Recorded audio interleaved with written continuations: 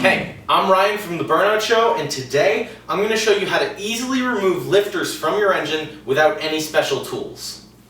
Okay, so all you're going to need for this is a pair of channel lock pliers, a mallet, preferably rubber, but you can use a metal hammer too, a rag, and a can of WD-40.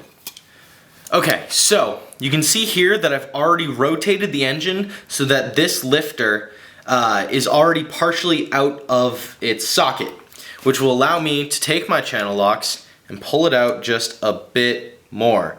So some of them aren't this easy. Most of them get stuck and you're gonna need to do a little bit of wiggling, but I'll show you that in a minute. So once we get here, what I do is I take the WD-40 and I spray it down in there, because that'll help break up all of the extra carbon and gunk that's built up on the inside, preventing the lifter from coming out. And then once you do that, you want to just kind of pull it up and down like that, and it'll come out pretty easy. Okay, and so then you're going to want to rotate the engine a little bit more. And there we go. Now take your channel locks. And see, this one gets stuck right here. So basically, now is where the hammer comes into play. You can smack that back down, and this is just going to take a good bit of wiggling to break up all that material that's keeping it stuck in there. Okay, and again, once I get to this point, I'll take the WD-40 again, just spray it down in there, and then I'll take my rag and wipe off the top of the lifter so that my channel locks can grip it better.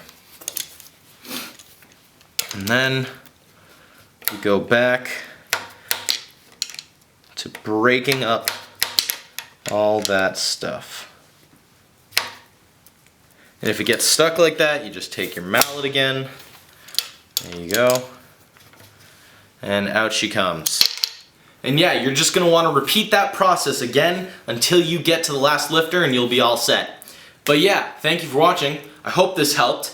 I'm going to be doing a whole series on rebuilding a Chevy 350. So if you're looking for some help on how to rebuild your Chevy 350, definitely subscribe and stay tuned. I've already done a couple tutorials, one on how to remove an engine with just ratchet straps and an engine hoist, and another on how to remove torque converter and flywheel. And again, I'm going to be doing a whole series on this, making videos wherever I can to try and help you guys out, so definitely subscribe, definitely hit the like button, and yeah, that's it. So thank you for watching, and I hope this helped.